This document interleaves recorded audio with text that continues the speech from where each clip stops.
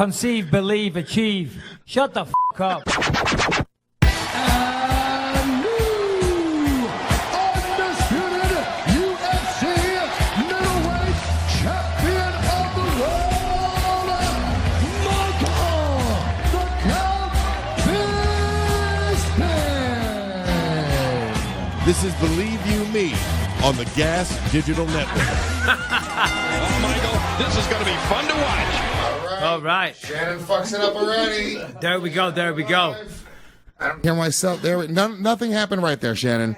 What the fuck was that? Time out. Slow down. You want to start again? Jeez Louise, one job. I come into New York, I'm all excited. I'm like, we're going to have no technical difficulties. And here we are. And so far, nothing has gone correct. That's That because was you hurt fucking my crazy. feelings, Mike. That's why. Pardon me? Because you hurt my feelings. Oh, I'm so sorry, Shannon. I do apologize. I was talking shit before saying, guys, can we just get this show on the road? Because Lewis, about 30 minutes ago, told me to tweet that we're going live. Yeah. And I don't like to lie to my followers, Lewis. Yeah. And we're lagging. And I'm like, come on, motherfuckers. And Shannon's like, oh, I'm sorry. I had no idea it was Shannon. So, Yeah. my bad. Well, see, with dudes, Michael Bisping's a gentleman at heart, okay? Because we have very few ladies that listen to the show, but you guys should know that, like, it was a very weird thing because the way that he was speaking to me in Harrington, like we were scum on the bottom of his shoe, like we stepped in dog shit. We're friends. We're guys. We're busting balls. It's like, come on, motherfuckers, let's go. And then when I realized the onus was on Shannon, I'm like, I would never dream of speaking to her like that. Yeah. You know what I mean? The only woman I speak to like that is my wife. You know what I mean? Other than that, I speak to women with respect. Of course, I'm joking.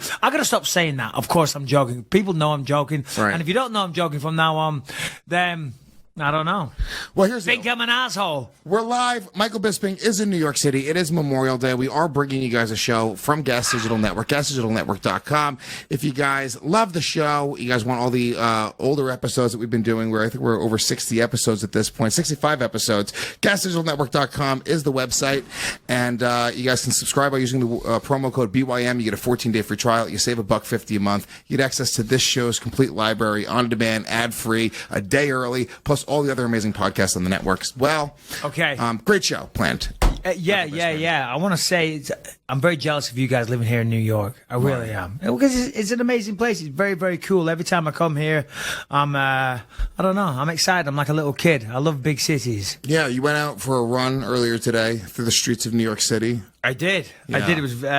I have a painful knee, but still, it's nice to run around cities. Whenever I'm in cities, I do run a lot. That's why when I was in Toronto filming Triple X, I was able to take that fight on 2 weeks' notice because I ran nearly every morning. The reason I run is because it's fun in a big city, in a built-up area. You run around, there's all kinds of weird shit going on. You run through different parts of town, Chinatown, this and that. There's homeless people. There's it's interesting. It's a lot of fun. It's stimulating to the eye. The senses are alive. Exercising through the lives, dismay of homeless people. Yeah, no, but you're running along, you got to sidestep, you got to shimmy to the left, woo, You got to jump over a homeless baby. Yeah, it's I understand. It's like an episode of The Krypton Factor, which is a show that we have in England that you don't know about.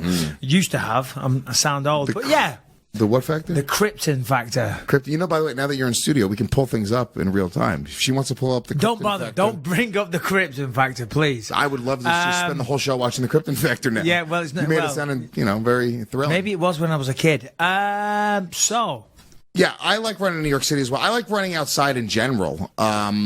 There's science behind that as well, I believe. What is the science? I don't know it. I think I've read something one time a while ago, but Okay. my understanding of it is, like, number one, when you're running outside, you're actually projecting yourself forward. Your No, absolutely. That's foot why is grabbing the ground and you're pushing yourself versus a treadmill. So the science you're talking about is the science of actually burning more calories and having more effort. Yes. As opposed to a treadmill, which kind of pulls your feet along. If you're on a treadmill, you have to put it on an incline of 1 for it to actually replicate running. Yeah. If you're on 0, it's a little bit easier. So You're just kind of skipping along, which is still, you're still running. You're still, but put it on 1. You have to have it on 1 for it to actually be proper running. And then it's other little things, like you're dealing with, just the elements. You know, a car's coming by, or there's people out there. There's stoplights, and there's cracks in the road, and you have to go uphill and downhill, and all of these different little factors mean that your body isn't truly really resting. When you're on a treadmill, you kind of mentally get into like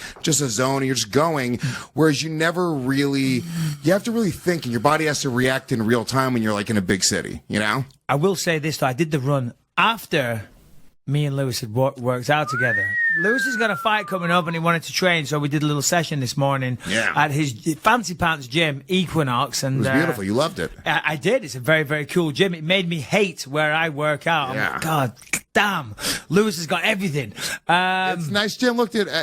I used to work at that. No, gym. but the point I'm making is that the workout was so lame, I had to go for a run around the streets of New York City afterwards, Lewis. That's the point I'm making. My workout was lame. You were the one we did a strength and conditioning workout. It was your idea with the thing that we did at the beginning. That was great. That was great. We did a good... Are you serious? We did a circuit.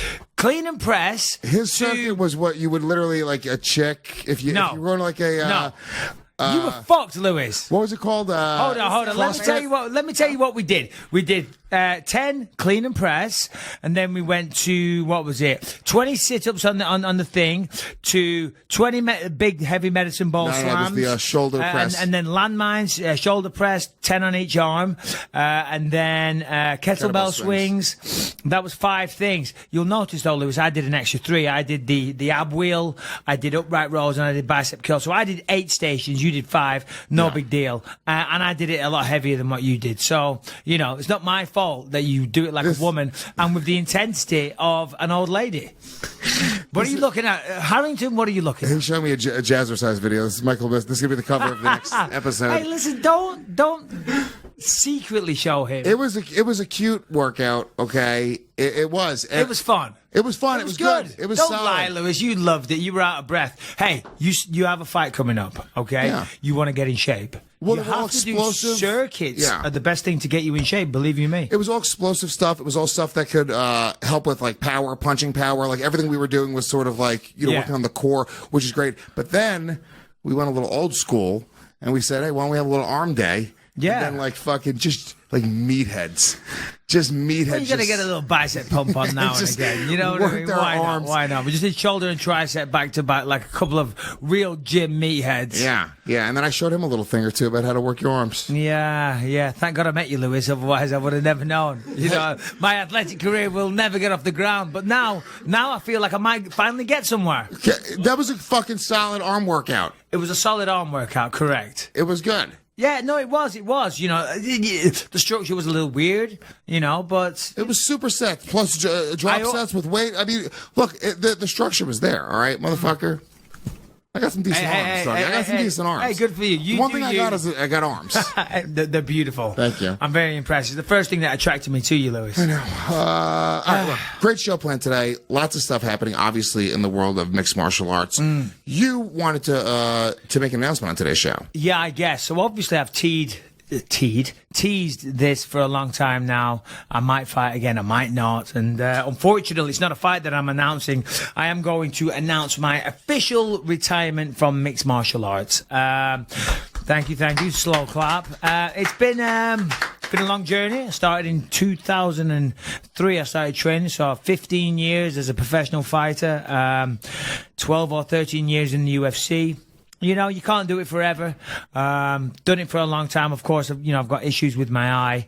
After the Gastelum fight, then I started having issues with my good eye, which I've never spoken about before. After the Gastelum fight, so, all right, I'll get into it. After the Gastelum fight, I went to a party afterwards with all my team, etc., my friends that had flown in to watch. We went to a club, and because it's dark, I just kept seeing this flash out of the corner of my good eye. I'm like, what the hell? And I kept looking at it. I keep seeing a flash, so I keep looking. And I'm doing that constantly. And then I realized there's no flash going on. It's just my eye. And every time I look left, it flashes. And it still does it now when it's dark. It's light now, so I can't see it. So I started freaking out, thinking, oh my God, I don't believe this. I've got a detached retina in my good eye.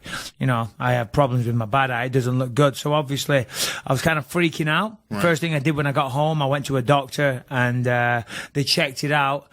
They said it probably is a detached retina, but they looked at it. They said, no, it's not a detached retina. It's a vitreous detachment. So you have your eye. At the front of your eye, you have your cornea, your lens, and then at the back, you have your retina. In between that, you have what's called vitreous fluid, and between the lens and the retina, you have millions of fibers that connect to the back.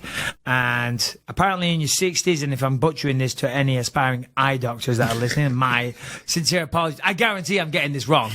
Guarantee. Just some guy on YouTube. It's like, you don't know shit about eyes, Michael Bisping. Yeah, no. I got this information from one of the homeless people on my run this morning. So, no. So apparently in your 60s, the vitreous just kind of slides off from the retina nice and smoothly due to old age, or it can break off due to trauma. So that's what happened. And but it's only partially detached. So when I'm seeing those flashes, it's another fiber pulling and stuff. So you got to be careful, because when those fibers pull and detach, it can cause a retina detachment or a tear in the retina. The retina is very careful. So anyway, so I said I was going to be done fighting then, but then I did contemplate another fight. I was going to fight in London, and that never happened. Probably a good thing. And this is sort of against everybody's best advice. Everybody. Nobody's saying Michael Bisping fight. No, everyone's telling except me for me not and to. Harrington. I actually was negotiating with the UFC to fight Rashad Evans in London. I know, yeah. Yeah. Which, it's probably a good thing that never happened. And anyway, as more things have gone on and things outside the octagon have progressed and just whatever. And then I watched a movie actually on the plane last night called Journeyman, which funnily enough I auditioned for a long time ago. Never got the part. I wasn't right for the part. Maybe you should retire from acting. No, after seeing the movie, I understand why I didn't get the part. You know what I mean? I'm just too fucking. The guy that played my part was a right scrawny little shit. Okay. Yeah. Anyway, and in this movie Journeyman, it's about a boxer. It was a great life, nice wife, kid, and everything. And he almost dies after a fight. And he has severe brain damage. He loses the power of speech and all this type of stuff. It's actually a really, really sad movie. Very, very good. I recommend Paddy Considine. Fantastic actor. Check it out, Journeyman. But it's very sad, and it made me realise it just ain't fucking. Is that what inspired you to? Because this is very. You told me this. This is very new. You told me today. That you were gonna announce this Well, I today. was watching this movie last night, and I just thought it ain't worth it. It ain't worth it. I mean, what else am I going to do? I've won the belt. I've had tons of wins. I've done everything I set out to achieve. What's the point in flogging a dead horse? Not that I'm a dead horse, but what's the point? I've done everything I set out to achieve. And fortunately now, I've used my platform to open other doors. You got to know when to walk away. I'm almost 40 years old. The time is now. So I want to say, first of all, thank you to my wife. Without her, it wouldn't have happened. That's a fact. She was incredible every single step of the way. My children, my dad. My dad was amazing. And, of course, everyone in the UK and around the world that supported me. So, yeah, there you go. Great career. That's that. Incredible, dude. Thank you, everybody. Let's crack on with the show. Yeah, whatever. Not to get too dick sucky. We already did that in the steam room earlier today. Yeah, no, for sure. It was great. But, look, dude, it was pretty fucking incredible. When I met you, I mean, you did the radio show. It was sort of like, I don't know, from my perspective, Michael Bisping wants to do a radio show. In my mind, I'm going he's winding down. This is years ago. This is 4 years ago with 3? No. How long ago we started maybe the radio 3. show? 2015, I think, yeah. At least 3 years ago we started doing the radio show. Yeah, it was 2015 for sure. And I remember just kind of going oh shit, Bisping wants to do radio. That's awesome. But in my mind, I was I'm assuming your career was winding down. You were thinking about retirement at that point. Yeah. And then you went on. Well, you went on to win the fucking title. During that, it was just such a crazy thing. Like that whole time, you got the Anderson Silva fight. You beat Anderson Silva. You got the title fight in short notice. You won the title. It was just this sort of crazy thing. And I got to be a part of it. By working with you, and not only working with you, but doing radio or podcasting. It's a very different thing. We get together every single week, and we talk here and there on the phone throughout the week, but we get together every single week for a couple hours and have a pretty fucking intensive conversation, and we talk very much in depth about these things that are going on in your career. And it was during this amazing time that you happened to start doing radio and podcasting, this crazy time of your career where it just fucking blew up and you won the title. And so it was a pretty nutty experience from my perspective. And I just want to say thank you for continuing to do these things, because you didn't have to do the radio. You didn't have to do the podcasting, any of that shit. Like, in my mind, you won the title. I was like, it was weird when you won that title. I remember going like, I was like, ah, shit, dude, he's going to fucking stop the radio show. Yeah. No, never. I enjoy doing it. My wife wanted me to retire a long time ago. She wanted me to retire. When I fought Rockhold for the belt, she wanted me to retire, win or lose that night. And I'm like, babe, if I lose, then I'll retire. You know, because I got my title shot. If I've lost, I said, if I win, I said, you're out of your goddamn fucking mind. If I win, if I win the belt, I finally start earning some real money. You know, I said, you're out of your mind. And of course, you know, how many fights since then? Rockhold, Henderson, GSP, gassed them. So four. Yeah, it's been great. It's been good. It's been better than I ever imagined. And then also, time to move on. Time to move on. I don't want to dwell on it too much. I just want to say thank you to congratulations, everybody. dude, on the fucking career. It's amazing, and thank you for letting us be a part of this time. Well, of I told you, Lewis, a long time ago, I would break it on here. I said when the time comes, this would be the exclusive, and it is. Well, look, I got to say, for years he was breaking stories on Ariel Helwani's fucking show. No, I fucking wasn't. Holy shit! How many scoops we gave to Ariel Helwani? I'm like, dude, we have a podcast, right? No. But listen, here's the thing. I call him up, and Ariel, love him or hate him, I actually love him. I think Ariel's great. I think he's awesome. Yeah. He's a good interviewer, and he gets you going, he gets you talking, he gets things out of you. So I say things. I don't purposely think, oh, you know what, I'm going to break this on Helwani's show. Right. Fuck my own podcast. I go on there, I talk to him, I try and be entertaining, and I say things. I always say shit, say too much things. So that's that. Right, and the UK don't need me anymore anyway, because now they got a new kid on the block. They got they got Darren Till. They got another superstar in the making. And to be honest with you, with transitions like that, you don't need to fight. That was unbelievable. That was seamless. That was fine. Seamless. You need to just get into television production or something. That was incredible. Before we get into the Till Thompson fight, let's talk about one of our amazing sponsors, Dollar Shave Club. Michael Bisping, this is the best, dude. They're the razors at Dollar Shave Club are so good. I'm not even bullshit about this. My girlfriend personally went out and signed up for her own Dollar Shave Club membership and got the same razors that I got. Yeah, well, I'll be honest. I haven't actually had a full-on clean shave in years, but that doesn't mean the neckline doesn't need touch, And I used the razor last week. Oh, so silky smooth. Can I say this? Please say it. Your neckline looks delicious. Why, thank you. I really appreciate that, Lewis. I'm not sure what to do with that information, but thanks, ? But away from that weird comment, Dollar Shave Club delivers everything you need to look, feel, and smell your best. You'll look and smell so good, even Lewis will be interested.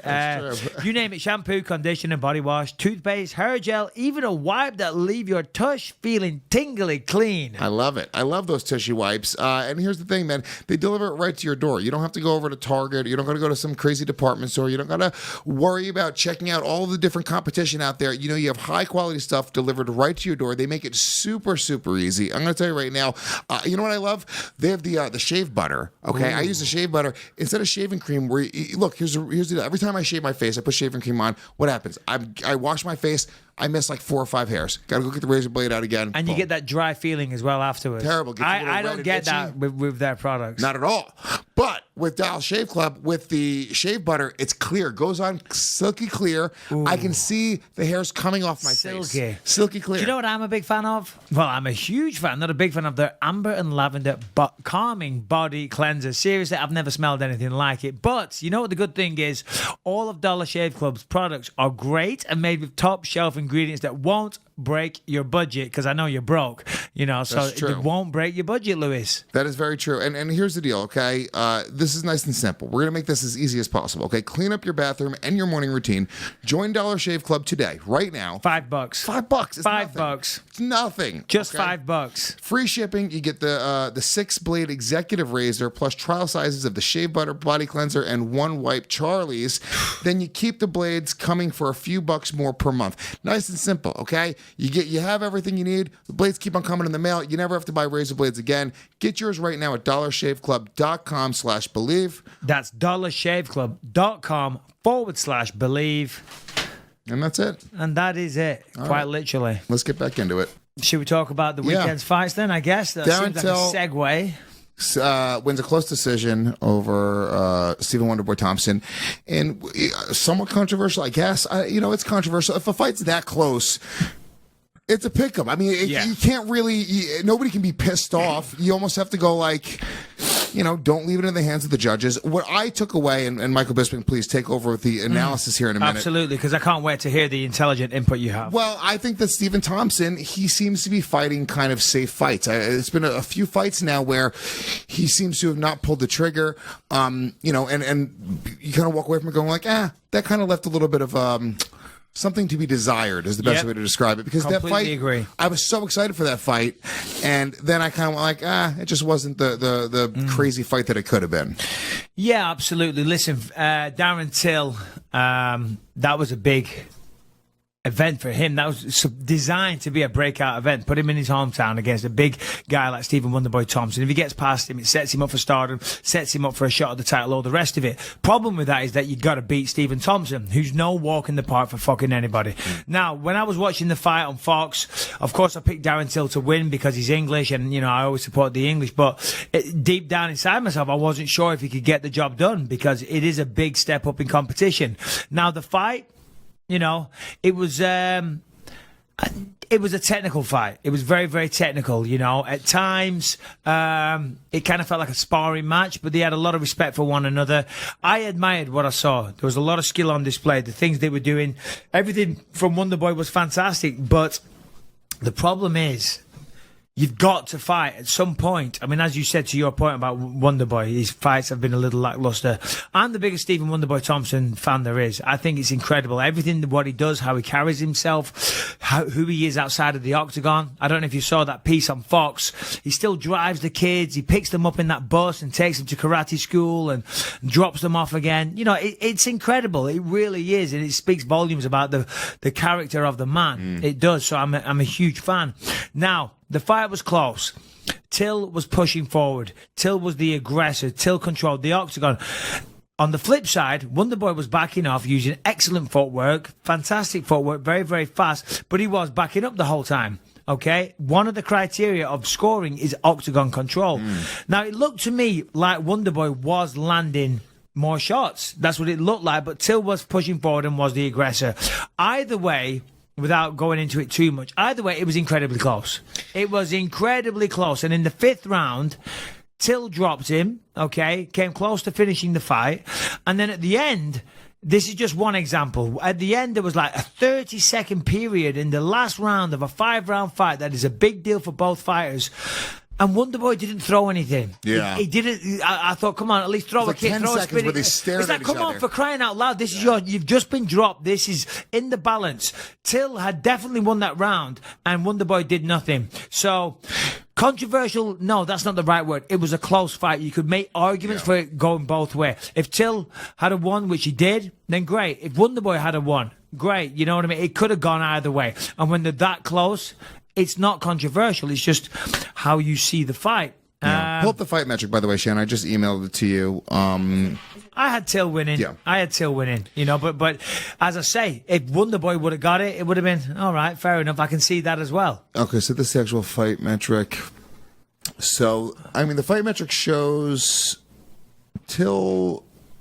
shows him winning 3 out of the 5 rounds, I guess, in terms of landing more shots. The fight metric is very weird in MMA because there's so many other things, right? Well, so it's like there's takedowns, there's takedown attempts, there's submission attempts, there's and there's also just significant strikes. Yeah, I'm not octagon control. They're not talking about it at all. I'm not even going to look at that because the strikes, the significant strikes that they talk about. What defines a significant strike, and who is pushing the button to say, yeah, that was a significant strike? You know what I'm saying? Because what's the criteria for significant? Exactly. No one can know. I mean, Jesus Christ, I came in here and I give Ralph Sutton a pretty fucking hard punch in the arm and he didn't feel a thing to prick. To me, that was a significant strike and Ralph just laughed it off. He's never thought about it again. You know what I mean? I'm pretty sure if I flicked Harrington in the face, it would feel like a significant strike to him. It would ruin his life. But to obviously fucking Ralph, who's He-Man by all accounts, it wouldn't feel like significant. So it's all, beauty is in the eye of the beholder. Can I tell you the way I always interpreted that term, significant strikes? Go on. this was just, I never even thought about it, but this is the way my head has always interpreted it. Not like jabs or like a solid right hand, like a power shot. Yeah, power shots, a hook, something that really an uppercut or whatever. Hook, uppercut. Dude, you can knock somebody out with a jab. We saw I've it got over the really weekend. good- Well, it wasn't even the knockout, but he I think set it him was up. Darren Stewart or one of the fights. Somebody dropped him with a jab. Dropped him with the jab, yeah, and then jumped on top of him. Let me tell you, a good solid jab. Good solid jab, you can get a lot of power into it. For sure. I can. So, excuse me, red stripe. Pardon me. I feel like Howard Stern up here, burping into the microphone. Take another red stripe here? Yeah, I'll take another red stripe as well. Who we kidding? The quick definition, significant strikes refer to all strikes at distance and power strikes in the clinch and on the ground. It does not include small, short strikes in the clinch and on the ground. Those will be included in total strikes category. Why? This is one of the most fundamental statistics in the game. Okay, so there's an answer to it. Yeah. It's a tricky one. It's not a clear-cut criteria, in my opinion, for scoring a fight. Well, the whole judging system, just in general, now they changed the judging where I guess the 10-8 now they give it more loosely. I think the whole judging thing is still really fucking up for so much interpretation. Yeah, the system's out of control, to be honest. But when you watch that fight, at the end of the day, it was a close fight. Now, 49-46, I'm not sure if I agree with that. Yeah, one of the judges scored it. But again, the thing is, when you look at a fight and you score it round by round, when they're that close, they have to pick somebody to win. Yeah. So that's just the way it goes. It's super close. And it depends Well, on I'll do the Coors Light, please. Thank you. Well, it's also like, I'm on a diet. Perfect. Yeah. What is more valuable to you? A guy walking the other guy down, the other guy backing the other guy up, or, one guy throwing a lot of shots that aren't landing, which, you saw. So it's like, I don't know what's more valuable. It seemed to me that Wonderboy was landing good counter strikes as Till was coming in. But he was backing up the whole time, and Darren was walking him down fearlessly and being the aggressor. Now, this is a sport, it's not a street fight. But let's just pretend it was a street fight for a second. Let's say we walk out of here and there's two guys get into an argument, right? And they start having a fight. And one guy's walking at the other guy saying, "Come on, you little bitch." And the other guy's backing up the whole time and actually running away at times. Spectators are going to look and think, that one guy is shitting his pants. Cocking his leg. Yeah. Holding his leg up. You know what I'm saying? Yeah. So from the layman's terms, and of course this is sport and there's skill and there's tactics and all the rest of it. That's part of the sport, though. It's like drawing the line in the octagon and saying, "I'm going to go over the line and I'm going to back you the fuck up." Certainly at some point when it's that close and you know it's close and your cornerman knows it's close, in your mind you're like, shit, this is a close fight. Stop backing up. In the fifth round, you got to say, well, fuck it. I'm either going to lose this fight or risk losing it, or I'm going to go for it. I didn't see that from Wonderboy, so he can't complain and his fans can't complain. Yeah. I commend both fighters. Great fight. Well done. Hats off. And more importantly, congratulations, Darren Till. Yeah. Good for him, man. He did miss weight, though. 3.5 pounds. Oh, shit, there. Which was, I guess is this now, I guess somebody's tweeted me the statistic that everyone who's missed weight this year has won their fight. Every person that's missed weight has won. And I think 6 out of 8, is it 8 people that have missed weight? Are you looking at the stats? No. 6 out of 8 people have won by stoppage. So there is something to be said about that. Now, your boy Romero. I don't know. I can't be asked going through them all. We have the same manager, Wonderboy and I. Audie was there. Of course, he got 30% of his purse. So what? At the end of the day, the important part is winning the fight. On the history books, it will show, regardless of whether nobody's going to remember. No one's going to remember. No one's going to give a shit. That kind of goes back to my reason to retire. I wanted a retirement fight. I wanted that whole thing, put my gloves down in the octagon and all the rest of it. Yeah. And Audie said to me, he said, "Mike, why? You're going to risk your health even further, just so, your ego realistically can have that big moment. And no one's going to remember. No one's going to remember down the fucking line. And in a fight, if you miss weight, no one's going to remember down the line. Ooh, yeah, but he missed weight, didn't he? Yeah. No. And also, I don't really give a shit. 3.5 pounds. I'm an old school UFC fan. So the fact that 3.5 pounds in a fight means, nothing. Yeah. In a street fight, in a UFC fight, what do you think? Well, hold on. 3.5 pounds. Do you think that's a real advantage? If somebody's not cutting weight, No. I see that being an advantage. That's not an advantage. The advantage is the circumstances surrounding the weight cut. What were they? And what I mean by that is, like, if you're the type of guy like most of us do in the UFC, you know, around my size, welterweights, middleweights, whatever, we cut roughly around 15 pounds the day before the wake up. Doing that obviously takes its toll on the body. It's not easy for anybody. It's a process. It's a pain in the ass. It's stupid. We go to bed early every night. We follow a strict diet. We work out 2-3 times a day, whatever the camp is. And then we almost literally almost kill ourselves the day before the fight. So it's so counterproductive, but still, that's what we do, right? And you have to, the science of rehydrating and, you know, getting all the nutrients and things and carbohydrate back into your body, building up your glycogen stores and all that type of stuff, you know, it's very difficult. And if you don't get it right, then it will affect you in the fight. So did Darren Till, this is the question, I'm not saying he did, by the way, but just to answer your question on whether or not a 3.5 pound deficit is an advantage, maybe, and I'm not saying he did, if somebody goes and they kill themselves and they can't cut any more weight, they just can't do it. They've been in the sauna, they've done this, and their body's just given up and said, no, that's it. Then it's not an advantage. But if you just cut a few pounds and said, you know what, I'm not fucking putting myself through this. Yeah. I'm just gonna fuck it. I'll forfeit the 30%, the 20%, whatever. Have you seen guys do that, though? No, I haven't, but I'm saying. I almost feel like who would ever do that? But the thing is, the history books don't remember that stuff. And if you get a title shot on the back of it, and you could become the champion and make millions of fucking dollars down the line, I don't know what Darren Till's contract is, but he's relatively new. Yeah. I'm going to go out on a limb and say it's not that high. It's probably like $20,000, $30,000 to show, right? You know, it's probably not that high. So you maybe he's probably got a better contract. He's like, I know they're trying to make a star out of him. So he's probably on a better contract now. Well, in fact, I know exactly what he's on. So because he already told me, I know what that 30% is, which I'm not going to say. I don't know exactly what he's on, and he would have got a nice bonus of Dana White. Yeah. That's a fact. UFC do that. They're very generous like that. After that event, you've got to give Darren a bonus. Yeah. My point that I'm making is maybe you might think, well, fuck it, I'll sacrifice $10,000-$15,000 if I'm going to become number one contender. Now that you're retired, you got to write a book for young fighters on how to take advantage of the system. You know, and then you end up making millions down the line. It's like, oh, because I sacrificed $10,000. You hear that, young guys? You hear that, young fighters? You got a couple times? No, don't do that. Do what I did. Never miss weight. Be professional. Respect all your opponents. Don't swear at press conferences. Be on time. You know, that's what I do. I know. Always wear a suit. You're a pro. You're a pro. Professional, man. Come on. So, the rest of the card, yada, yada, yada. Cool. Oh, who cares? So, Nick Diaz. Yada, yada, yada. Listen, Lewis, we said we don't talk about them. Congrats. Hold on. Congratulations to all English fighters on the card at the weekend. Arnold Allen did fantastic. Darren Stewart did well. Listen, congrats to you all. We're not going to go through them all. Do you really root for all the British fighters? Do you care about the... Of course I fucking do.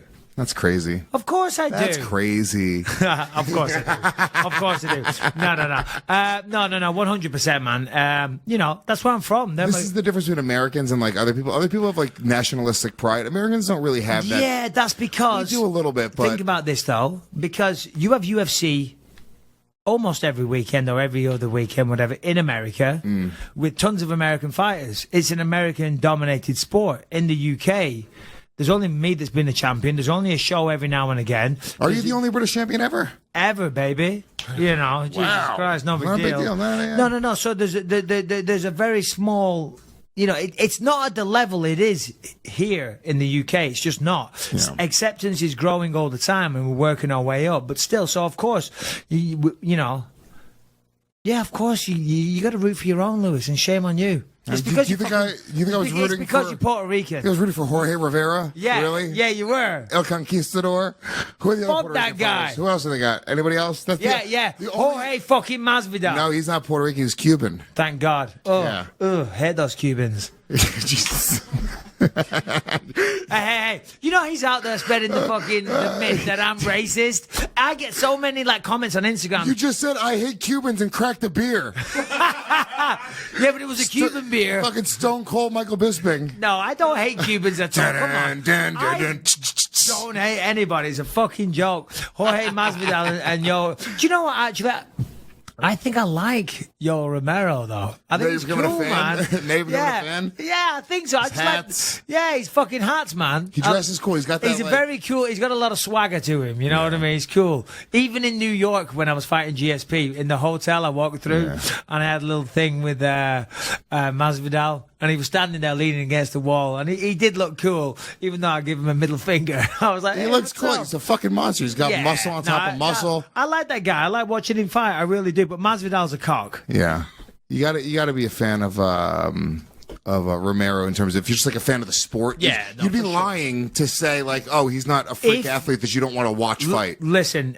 like him, hate him, whatever it is. If you can't watch him and admire what you see, then you're a moron. You know, he's great to watch. Any other Puerto Rican UFC fighters, Harrington? Eddie Alvarez. Oh shit! All right. Sí, señor. Eddie Alvarez. I can speak Spanish. Yeah, I'm impressed with this. You are a cunning linguist. Cunning linguist. Look, what else can I say in Spanish? Can you speak Spanish at all? Un poquito. Un poquito. So I have the same. This sounds very la-di-da. We have the maid that comes in every Friday. Oh no! And when she comes in, edit. Forget it. I don't even want to get in trouble. I don't want to hear any shit. But I have the same like back and forth with her. She comes in every week. She adds, muchas gracias. She says, ¿Cómo está? She says that, and it says, you say, mucho cansada, which means tired. And then I thought, okay. And then I walk off, and that's it. Every week. Muchas gracias. I love how you're ¿Cómo está? Mucho cansado. Okay, and then walk off. Poor maid is so tired, and she tells you every week, and you go, cool. Yeah, because it's the only thing that un vaso de agua, por favor. I also got to be I'll honest take with a you. glass of water. I don't want to hear that my maid is tired. Lady. No, she's not tired. Tell it to your kids. She's not tired. Trust me, she ain't tired. There used to be one maid. Now there's a team of them, and they're fucking in and out quick. Really? And they charge more. Yeah, they don't do a very good job. God bless him. You got a big house, though. It's okay. I would make your wife. What's your wife? You should make your wife clean. You have a maid? That's fucking crazy. Don't get me started. That's crazy. She doesn't iron my shirts either. What the fuck is she doing? Listen, this is what I joke. This is what I say to her. This is what I say to her. No. Listen. This is what I say to her. This is the laugh that I hear from Harrington in the background a lot. I love it. I you know, like if we're having a little argument, I'm saying, oh, sorry, babe, you got a real hard life, haven't you? It's really hard going down to the ATM and getting cash to pay the maids. You're so busy, you know. Oh, and you've got to pick clothes up from the people that iron them. Oh, okay. And you've got to order the dinner on DoorDash. Fuck, your thumbs must be so tired. And I'm joking. Babe, love you. My wife is amazing. She's a saint. No, she puts up with me, and I'm joking. But your wife is awesome, and she's fucking super sweet, and she's beautiful, but she does not clean or cook, and that's a problem. No, she cooks. She cooks. Sorry. She does cook, but she, you know, maybe not as much these days. Is she a good cook? She's a great cook. Yeah. Fantastic. She cooks with love. But she, she's not a fan of cleaning the house. No, she does. She does do a lot of housework. She does. But it is a big house. Then once a week, they come in and blitz it. They give it a good old-fashioned good blitzing, you know what I mean? She straightens up. Listen, I've worked my ass off, Lewis, okay? And I like my wife to enjoy herself. That's you know? true. So there you go. Well, good for you. I'm jealous. I have a maid because I don't have a wife. I don't have a maid. I have a cleaning Harrington? lady. My cleaning lady, Michael Harrington. I have a lady that comes in every 2 weeks and does all like the deep. Oh, so there you go. So you're busting my balls. I don't have a wife. If I give my wife a fucking wife is not mansion, a slave, Lewis. If I give my wife a mansion in Orange County, you better fucking believe it. She'd be on her hands and knees every day doing something. There's a lot of cleaning. And it's not a mansion. I love the myth that you're trying to perpetuate. It's like a 60% mansion. Yeah, it's not a bad place to live. Pretty big fucking place. If anyone wants to buy it, you're welcome to it. You want to move to LA? I'm moving to Santa Monica. Are you really? Santa Monica? Santa Monica somewhere. I mean, listen, if I can afford it, it's a beautiful place. But yeah, that's where we're looking. Santa Monica. We drove around there at the weekend. Oh, we love it, man. We love it. Really quick, let's talk about one of our great sponsors, which is BetDSI, betdsi.com, one of the best websites in the world to go gamble. Absolutely, 100%. You know, if you listen to the show, you know it. BetDSI.com. Go to the website. Anything you want to bet on, for the most part, they will cover. Of course, this is an MMA show. We've got the World Cup coming up. There's the NBA Finals, all kinds of stuff. If you want to bet, if you want to enjoy the sporting event more, go to BetDSI.com. Use the promo code ME25. And what happens, Lewis? If you use the promo code ME25, what do you get for free? We give you a goddamn free $25. That's free. Wow. Free. $25. Can I explain something? Because you might not like to gamble. Maybe you're a nice person. Maybe you have a loving family and you know both your parents and you don't need drugs, alcohol, or gambling to feel something like we do. Okay?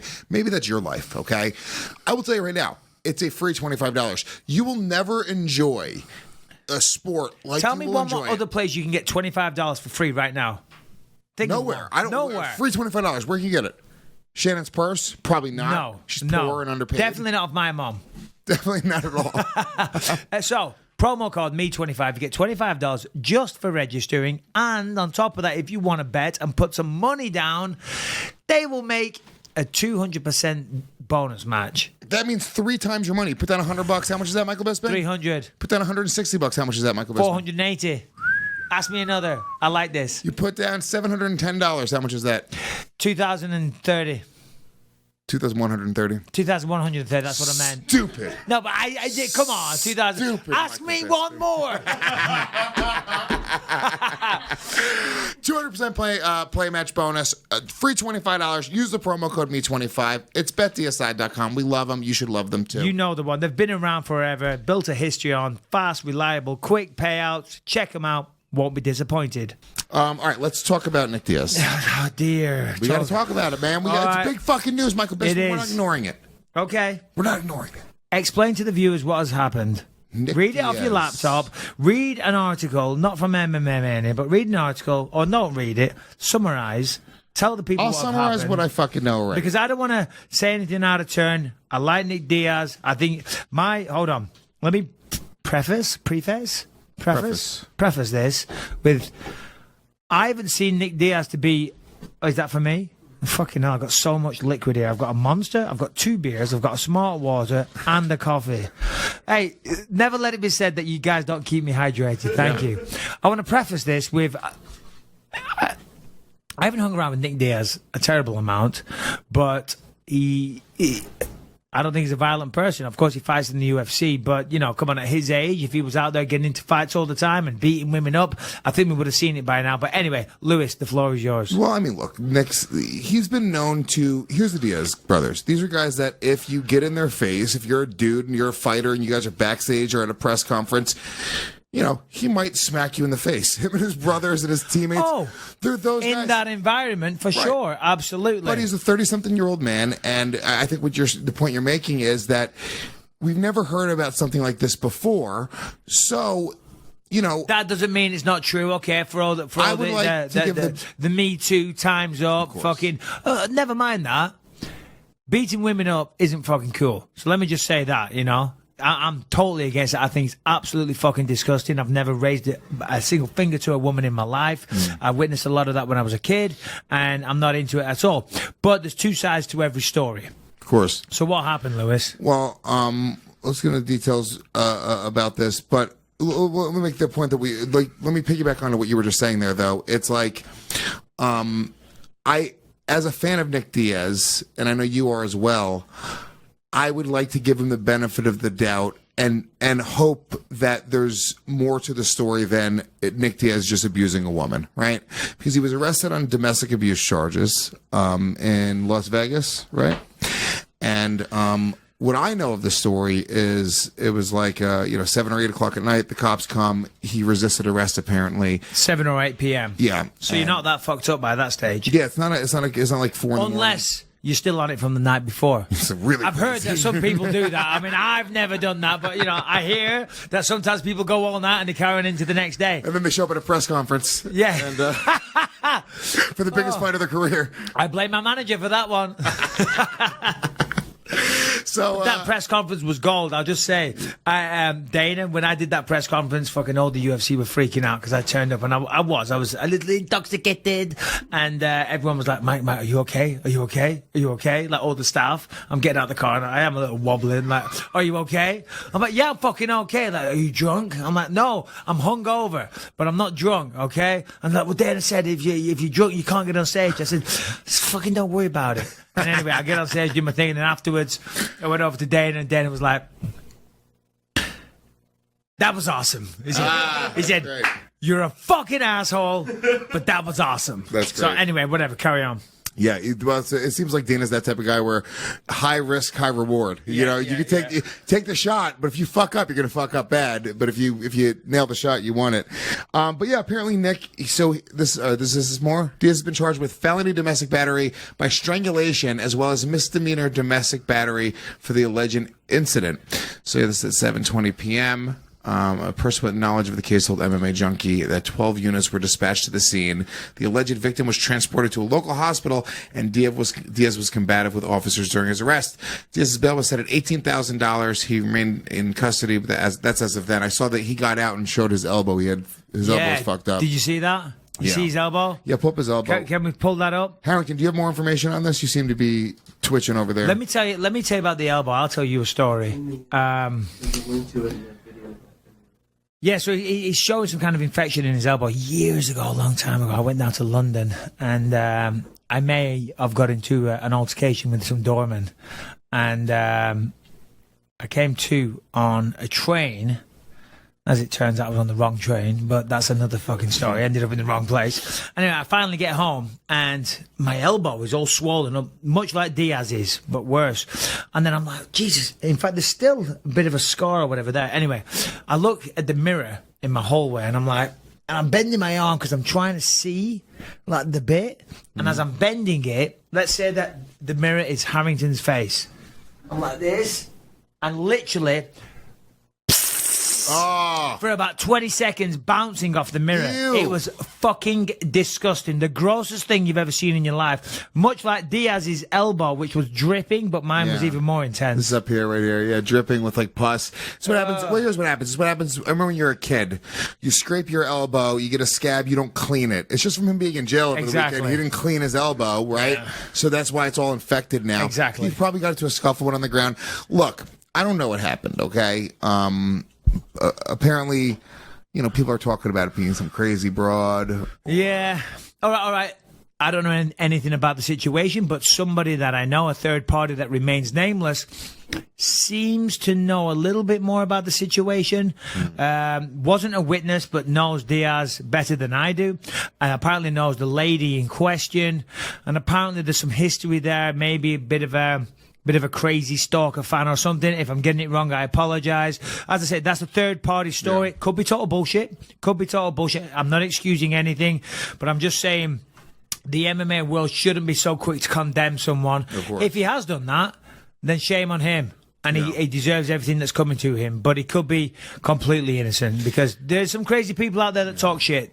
It's a weird thing. Especially because he's famous as well. Yeah. And, cha-ching, baby. Obviously. And he's famous enough that if he's exonerated, he'll be fine. He'll be fine. He'll be invited back into the UFC. UFC, actually, they weirdly are one of the only companies out there in entertainment that if you're accused of something, they still go, yeah, we're going to wait till the facts come out. Yeah. That's their public stance. Every other company will just fucking fire you. They go, you've been accused of something. Boom. We're going to remove you from this. And that's that. And then you have to kind of build yourself up after the fact. The UFC, at the very least, with their stars. What happened? Wow. I just got a text message. Okay. Darren Till wants us to call him. Really? Shannon, I'm going to send you a number. Yeah. He said, give me a call, mate. I'm happy to talk about the fight of the weekend. That's insane, dude. Wow. Darren Till. Okay. Big ups, Darren Till. Darren Till, I just sent you a number, Shannon. Not that you were boring me with that, Lewis. I didn't mean to cut you off. No, it's okay. It was The man of the moment just texts me and he's like, it's a way bigger deal. wow, It's a way bigger deal, to be honest with you. That's really awesome, guys.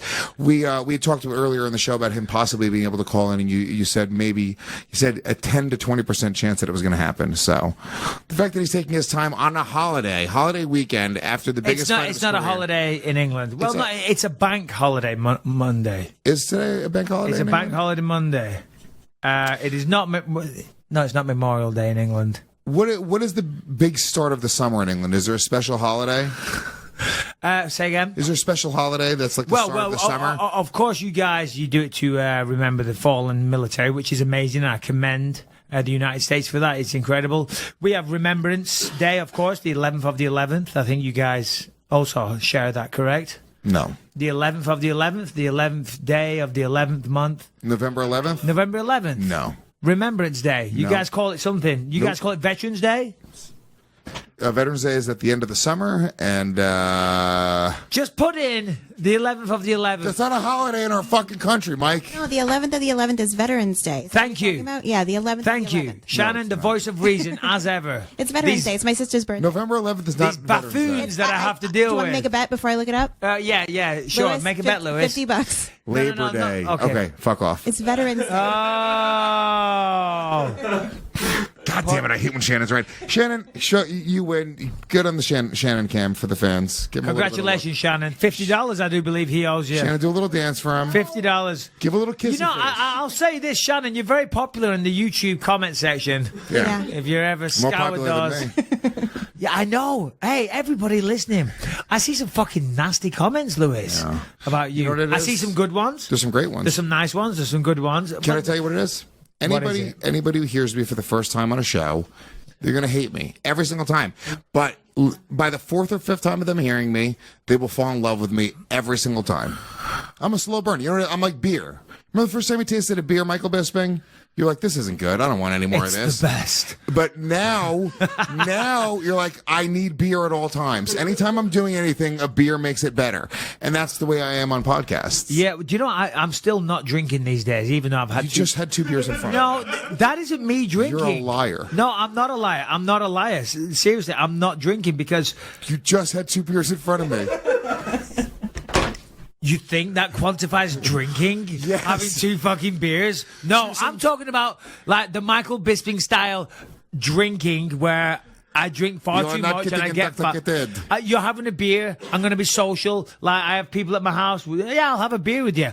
I'm talking about I'm not religiously drinking every night of the fucking week and getting half pissed on the couch like I do. You've also or said like this. I did. You know what I mean? You've said this. You Yeah, know, I'm not. a dozen times on this You show. got it. You got it, Shannon. Send me the wrong one. Jesus Christ, what is going on? Darren Till is going to be very pissed when he sees this. Yeah, it's very unprofessional. I guarantee you, Errol Horner Share just had that contact. number. Yeah. Message. You're sending me the contact of the other person we were supposed to call. This guy? That's who you're sending me. That's who who you're going to call. I Yeah, thought you meant Darren Till. I thought yeah, that is Darren Till. That is Darren Till. Oh, I'm so sorry. I was looking at something else. I'm sorry. I'm Jesus stupid. Christ.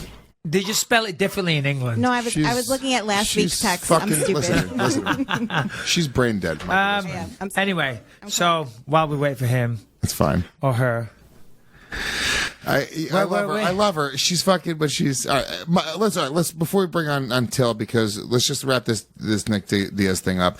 Look, Yeah, go ahead. I don't know what the fuck happened there. I'm just saying, like, hopefully he's exonerated. I really hope so, because I am a big Diaz fan, and it would be really, really unfortunate to let a woman get to you that bad that it would ruin your career. Yeah, no. Because I've dealt with so many crazy bitches in my life, Yeah. where it's like, Hey, and hey, we don't use the bitch word, Lewis. look, Jesus Christ. I would never justify hitting a woman. I would never say, I'm the type of guy. I've been smacked in the face. I've been hit 1,000 times. really fucking hard. 1,000 times. And I'm like, listen, Oh, you want real fucking equality? Do you really want equality? Well, I've had women like, I mean, I'm talking when I was younger, you know, of course, when I was younger. God, this ex-girlfriend of mine when I was a kid, she was a fucking psycho, man. She beat the shit out of me, proper punching me in the face with rings on and all sorts. Spitting, scratching, and all this. I just sat there and didn't do a damn thing. Yeah. We were on a bus. It was like a 10-mile bus ride, and she just punched the fuck out of me. I was like, oh, it's kind of embarrassing. Yeah, I've had that happen 100 times. I look, dude, it's me. I've had every girlfriend I've ever had in my entire life has hit me at one point. It's definitely my fault, and I would never say that a man should ever hit a woman. I'm the type of guy, if I see a man striking a woman At or what grabbing, point can you punch a woman? well, let me say this: if I see a man grabbing a woman in the street and like I'll step in and say, "What the fuck you doing? Back up," and break it up.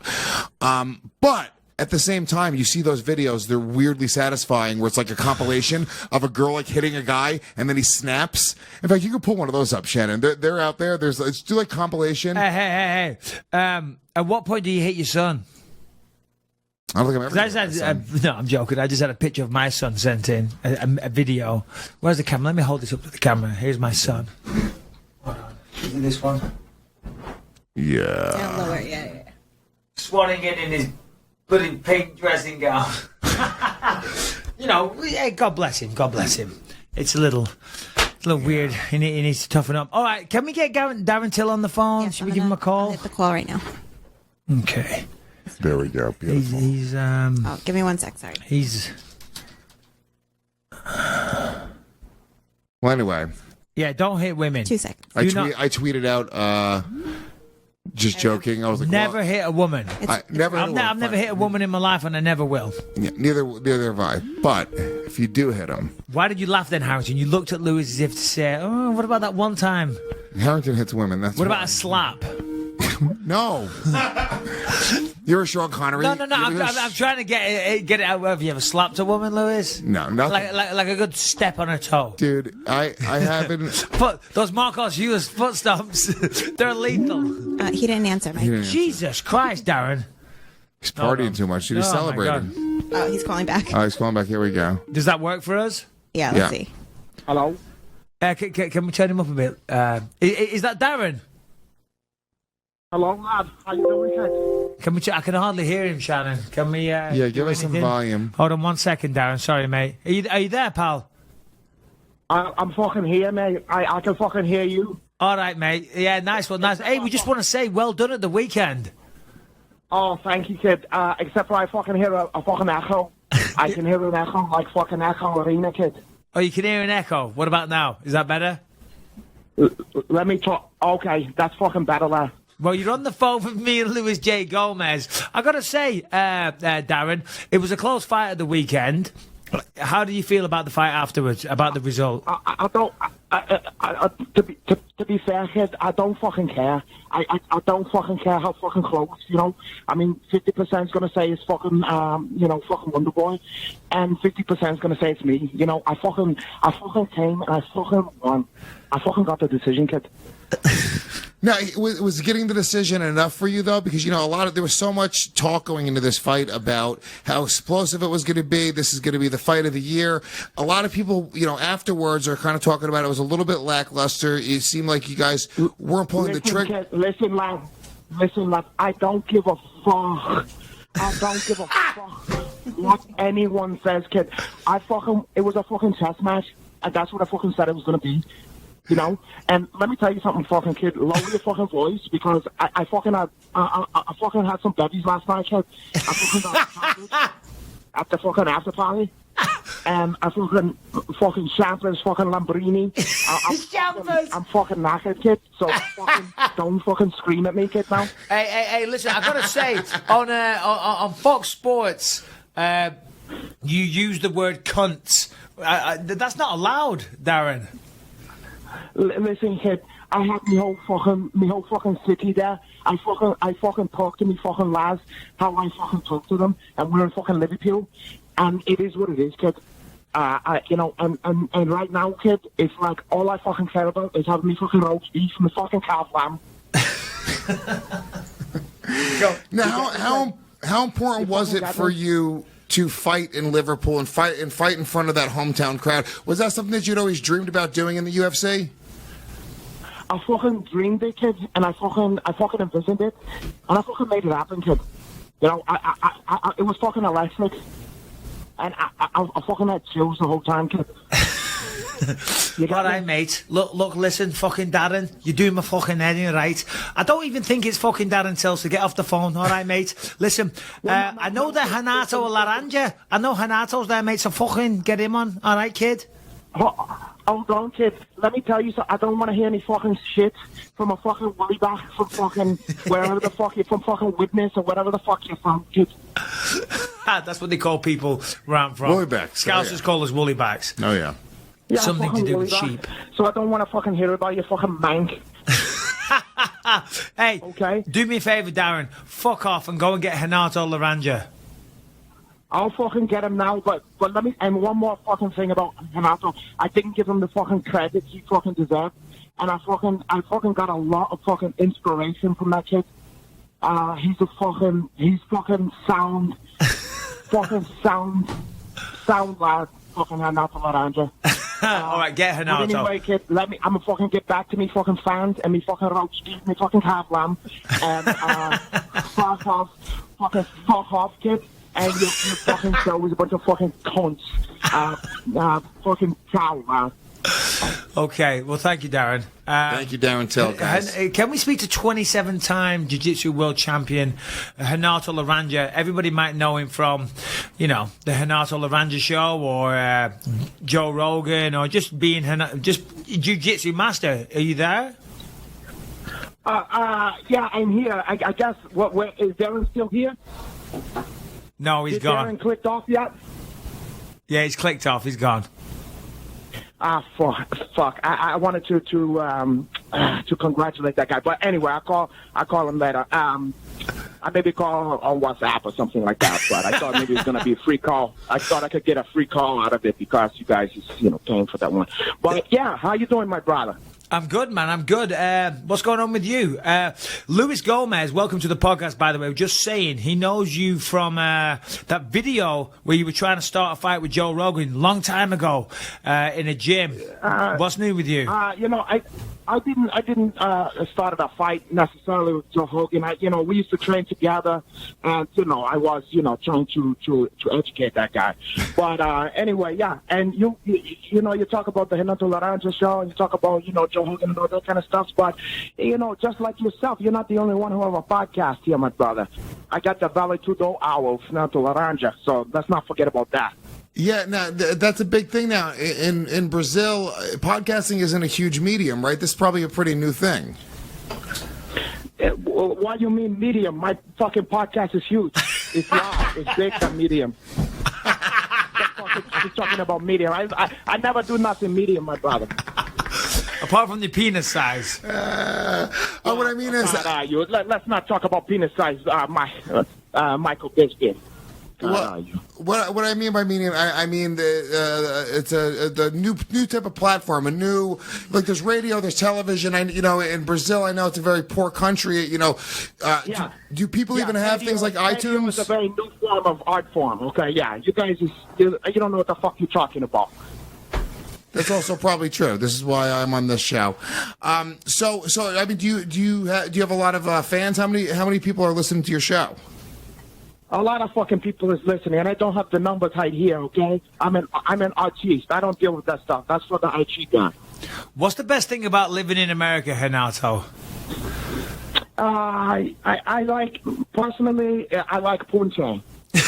And another stuff I like is that a lot of the demons from the past that a lot of my kids and a lot of people that I like to break ties with and stuff in Brazil, they can't find me over here. So I appreciate that. Yeah, okay, all right. So on New Year's Eve, Old Lang Syne, should all the acquaintances be forgot? And that's how I kind of feel about some of the baby mama and some of the kids who's always looking for a handout and stuff like that. Looking for a handout. That's true. That is nice. So you have a bunch of, how many kids do you have back in Brazil? Hey, look, let's edit this fucking part out. I don't want to talk. God, are you? Well, no, but here's the thing. On the negative. Here's the thing, though. Are you a little bit worried, though, because now you're doing this podcast, you're getting out there, you're blowing up, you're big on YouTube, you have a lot of fans now. Aren't you afraid now you're going to be easier to find for these, family members? Nobody listened to this podcast anyway. Don't worry about it. That's true. So, Renato, you had the Renato Laranja show. You got the Valetudo Hour. They got the podcast. What's going on with you lately, my friend? Anything you want to promote or talk about? Oh God, I'm gonna do I'm gonna be an MC at a big event called the High Haulers tournament, jiu-jitsu tournament, and it's kind of a because they just made weed legal in California, so we're doing a tournament where instead of a big prize money, it's like you win pounds of marijuana, natural medicine. So I'm doing the stuff, and it Be Healed from Cypress Hill have something to do with it, and you got Nick Diaz gonna be there signing autograph and smoking weed or whatever the fuck he's doing, and then you're gonna have me doing all kinds of shit. There's gonna be Jeff Glavey versus some other guys I can't remember, but it's gonna be a big extravaganza, and it's take place on June 10th. You can follow on my Instagram for information, which is Renato_Laranja, okay? And maybe when you do this podcast, you can put in the liner notes or whatever the fuck you can, shoot people with that one. We'll definitely do that. Let me ask you a question, because Renato, you're such a legend in the world of Brazilian Jiu-Jitsu. Yeah. But why have you never made the transition to MMA? Well, here's the funny. That's funny that you said that, because it also when I was made my bones in Valetudo, it was before all this stuff blew up. Most of my match never even was recorded. And a lot of the stuff, you have people trying to bury my legacy, because I've also had had some problem with some people higher. I don't want to talk about that now, but let's just say people who know, in Brazil in the old days and stuff like that, people know about Renato Laranja, and I was one of the fucking pioneers of the So sport. kind of like Hicks and Gracie, like he's undefeated on the streets, that but people don't know about that. So you're kind of up there with Hicks and Gracie, correct? I'm up there with all the guys, and all you have to do is ask some of the guys in the old days, who was the man back then, who was the best, Okay. of the time, All right. Well, listen. No, it's great to have you. Can I just have another quick word with Darren? Can you get him back on a second? You have to click. Just get Darren on the phone, Renato. Stop fucking about and get Darren on the phone. Okay, I know he's there. What? You want Darren? Oh, I don't know. Let me see if he can come on here. What the fuck, la? What do you fucking want, kid? Darren, did you know that I retired officially today on the podcast? I fucking thought you retired a long fucking time ago, kid. How do you think a fight would go down between me and you? Darren, a fight between me and you, how do you think that would go down? I'll fucking put your other eye out. like fucking Georgie Porgy pudding pie, kid. He fucking stuck his finger in the fucking pie and fucking stuck it in his eye, kid. Well, on that note, we'll say go fuck yourself. Hey, Renato, Darren, thank you for calling in. We've got to do this again. Renato Laranja is the man. Check it all out. Podcast Value 2 Hour, Tudo Hour, whatever it is. Renato, Darren, adios, amigos. Boss, that kid, boss. Thank you, my brother. And then also, ciao. And now you have no fucking excuse not to duck me for my podcast. You gotta come on there, because I'm gonna guilt trip you for. Oh no, don't worry about it. And do me a favor, say hi to or give me a porra caralho to Vinny Magalesh, please. Oh, fuck. Don't bring it. You turn this into a whole fucking negative rap. If I can't get to you, if you ignore my calls for the fucking Village Hour, I'm not going to just go to you. I'm going to get through you. Yeah, I don't know. I think we're losing you, Renato. Oh, fuck. And yeah. That was crazy. We had Renato Laranja and Darren Till in this. I thought they were on separate phone calls, but it's a legendary day on the show. It's crazy. Yeah. Darren Till calling in. How about that? Pretty incredible. Pretty incredible. We were going to call my old man. He was at the fight. Should we see what his take was? Yeah, sure. Whoa. Oh, is it I'll back? fix that all after. Don't worry. Oh, don't worry That's about all it. right. Don't That worry wasn't that about bad. it. Oh, yeah, Renato Laranja. If you Yeah, know yeah, the anything podcast. about him, go on. Yeah, it's the Valet Tudo hour, and it is Renato Laranja, Renato underscore Laranja. That's RENATO underscore LARANJA on Twitter. He's a funny guy. He's great. He is a Very funny funny. guy. He's just texting me now. Yeah. Shannon, let's call my dad up. Yeah. I'll send you that. Yeah, so my dad was there. He was ringside. That's awesome. A lot of people, when we did that episode, we got a lot of positive comments about my dad. You So did, get him man. back on the show. So we'll do that right now. I feel like this is turning into the MMA hour. Phone call after phone call. We've had Darren Till. We've had Renato. Now we've got my dad on the Look, line. dude, if I didn't have a personality, I'd have to do interviews all day long, too. Jeez. We'll start doing this a bit more often when I come into New York. Yeah, we're going to start doing it more often Now, in I'm going general. to be here once a month from now on. Yeah. Hiya. Dad. Yes, mate. Hello, mate. How you doing? You live on the podcast with me and Lewis. Nice one. How you both? Good. What's going on, Jan? How are you, buddy? I'm good. Just recovering from last night. Yeah. So obviously you were there. It looked like good tickets I got you there, Dad. You looked like you were ringside. 4 rows back. Oh well, I do apologise. Sorry, you weren't front row. No, they're good seats. You know, Dad, last time you came on, tons of people were messaging saying, got to get you back on, so that's why we thought we'd give you a call. We were talking about the main event, Dad. A lot of people think it was controversial. Tell us your thoughts. Who do you think won? How did the fight go? Just give us your general thoughts. I thought Till won it, purely through optimal control. There wasn't a lot of action until the end of the 5th round, when Till won the boy down.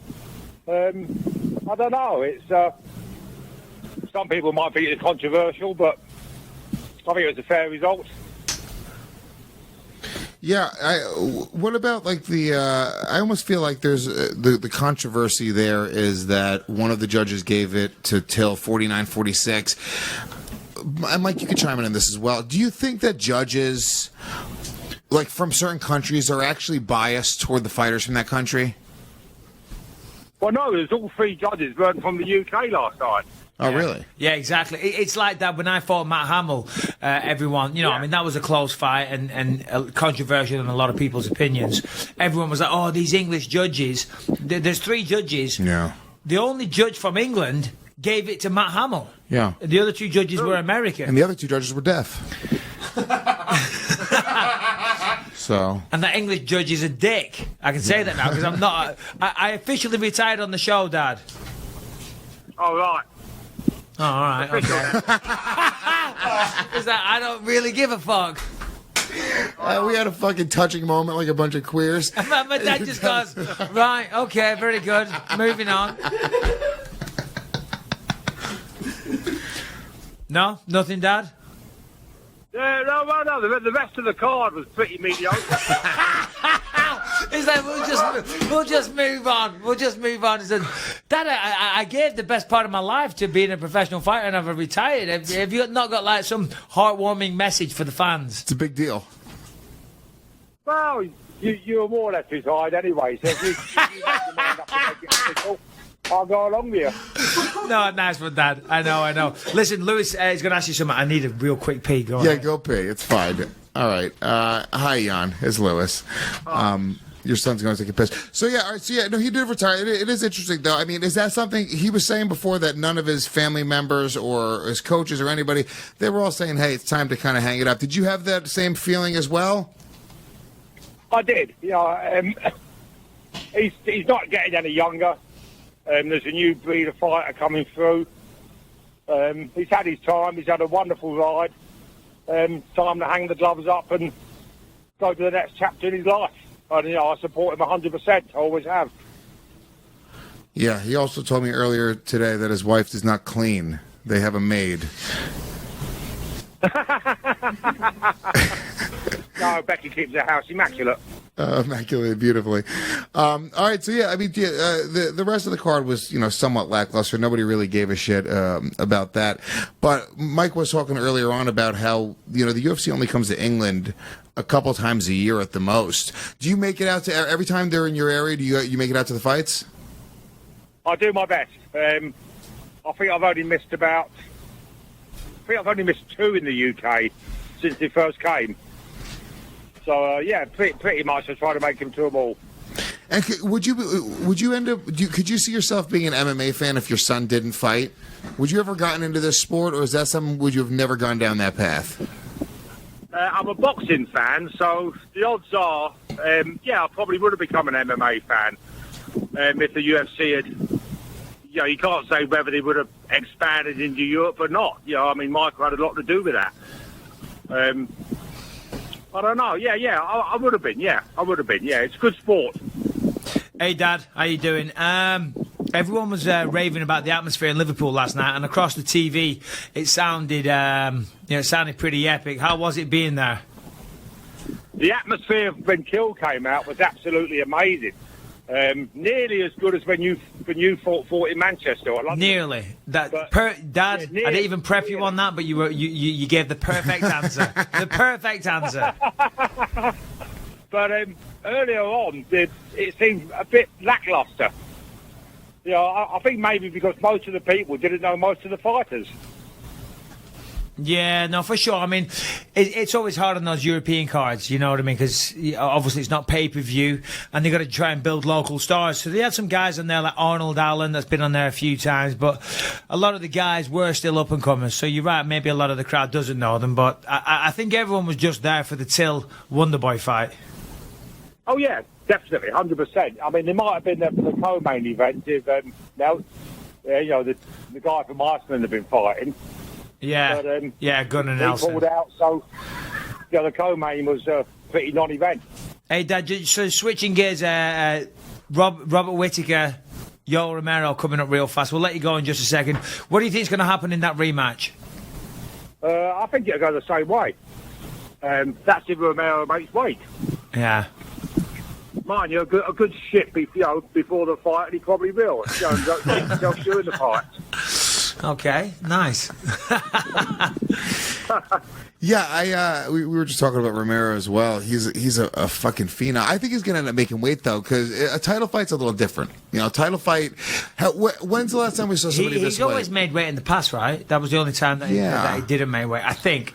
For the most part. He's pretty big, but I don't think it's a good issue. Travis Lutter missed weight in the title fight against Anderson Silva after he won the Ultimate Fighter. I remember that. Oh, this is kind of interesting, and I think Jan could probably chime in.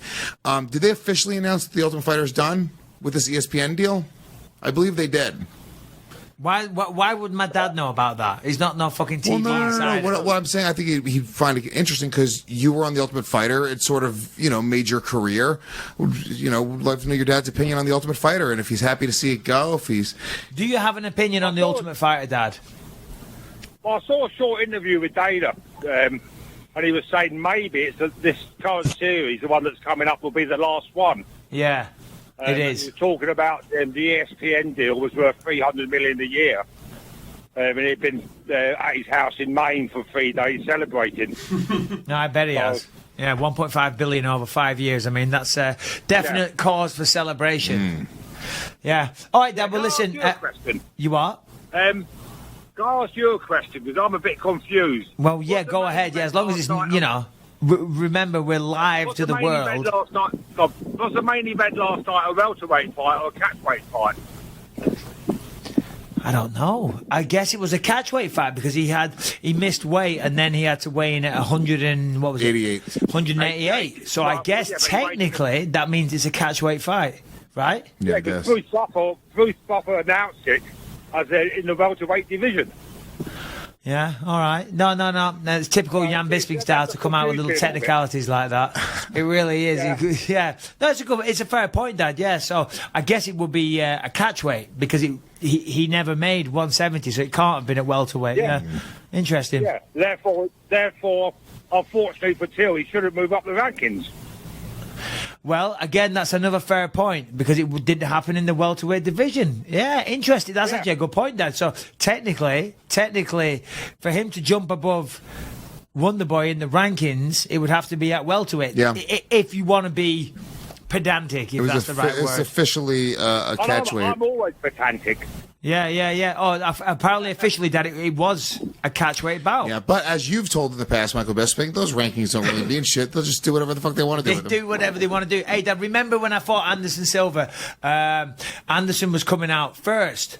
Second, pardon me. Anderson was coming out last. So I kicked up, a mild stink in the office. I said, well, hold on, what the fuck? I said, I'm higher ranked than Anderson, and I'm from England. It should be me coming out second. Like, no, Anderson's ranked higher. I said, really? So I brought up the UFC rankings, showed it to them, and I was like 5 or something, and he was like 7 or 8. And by the time it took me to go and get, I don't know, the time it took me to have a piss, I came back and the rankings had switched. The rankings had switched, and Anderson was higher than me. But whatever, I get it. It's Anderson Silva. Like, oh, weird, that's a typo. Yeah, exactly. So, yeah, who knows? All right, Dad. Well, listen, we're gonna go. But nice talking to you, Dad. I'll give you a call soon. Yeah, okay, boys. Enjoy yourself. Yep. Take care, Dad. Thanks, Bye-bye. John. Yeah, I guess Till himself had said that because he had missed weight, he should not be next in line for a title shot as well. So, good move by Till, though. It's probably good marketing to kind of have that, humble sensibility, Yeah, no, absolutely. I thought he carried himself really well after the fight. He got carried Not on away. this show. He was kind of an asshole today on the show. But Yeah. celebrating. I hate to break it to everybody, but that actually wasn't Darren Till calling in. It's crazy. No. That wasn't Darren Till. Stop it. That was Renato Laranja pretending to be Darren Till. It's incredible, I know, because the accent was spot on, kid. It's perfect. You're fucking spot on, do you know what I mean? Okay, so I'll be a little bit, Anyway, nice one, Dad. If you are listening to this, Dad, he came out to my house recently, and his health, he's an old man. He smokes a lot. He drinks a lot. He doesn't work out. And he can't walk very well. So he was under strict instructions to see a physio when he got back. And I guarantee he hasn't done it. But if you listen to this, Dad, because you probably will listen to it back to hear how you sounded, get to the goddamn physio. You want to be able to walk for the rest of your life. Yeah, get to the physio, whatever the fuck that is. Physiotherapist? Sure. You don't know what that is? We don't call it a physio. What the fuck do you call it? Physical therapist? Physical therapy. A physio. Physio. Physiological therapist. Physio. It sounds fun. It sounds like, Woo, physio. I'm going to the physio. Oh, God. Like All right, so... Get some questions? What Or else do you we want to gonna talk talk about the ESPN deal? I don't know anything about it, really. ESPN deal. I mean... They're moving from Fox to ESPN, Yeah, right? so for anybody that doesn't know... What's up, Ralph? Anyone that doesn't know, of course... What's it been, 7 years? 7 years, Crazy UFC. that's been 7 years. It's insane. I remember that like it was fucking yesterday. It was such a big deal. UFC signed with Fox in 2011, which coincidentally was the year that I moved to America, and then I started getting all these bits of work, which is It's always actually, about you, Michael Bisping. No, it's not about me. Which is incidentally, that's when public opinion started changing because I started getting on TV and people started realizing, hold on a minute, this guy's just a sarcastic fucking idiot as opposed to being a dick. But that's crazy. 7 years has passed already. Obviously, I work at Fox, and there's a whole team there that's dedicated I didn't even think about just that. to the UFC. These people at Fox just, they work the UFC. That's it. So it's all kind of up in the air there. So that whole the Karen Bryant team, those are all Fox employees. They're Fox employees, but there's people behind the scenes, producers, writers, directors. Oh, if you've ever been on a TV set, you should know, if there's one person on camera, there's literally 25 people behind the camera on the other side. It's crazy. There's a huge team over at Fox that, produce the UFC TV programming. And I want to say it's been an absolute, of course, they're not dead. And we've still got a few more months yet until it switches to ESPN. But it's been an absolute pleasure working with them all. And they really took their time with me and coached me along. When I first got on TV, I talk fast now, but Jesus Christ, I used to talk a million miles an hour. They'd get in my earpiece and tell me to slow down and pronounce my words a little better, which is partly why I have a slight American twang these days. For anyone listening that talks shit, because I do get a lot of messages about that, but that's why. So everyone at Fox, everyone over there, all the producers, Donovan, Steve, Sonny, all of you, every one of you. It's been an absolute pleasure. But unfortunately, starting from next year, it'll be on ESPN, which I guess it's a bigger platform. Is it? Apparently so. From what I'm led to believe, more people, it's way bigger, apparently. So I think that's kind of why UFC wanted to move to ESPN. If I'm getting that wrong, I apologize.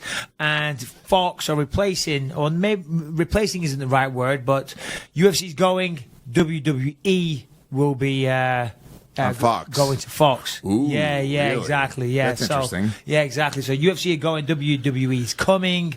But yeah, big shift up. So Yeah. I mean, look, if it's a bigger platform, good for them. I guess a little bit of the question in the air is they're doing this ESPN Plus thing where they're doing ESPN Plus fight cards, apparently 10 a year.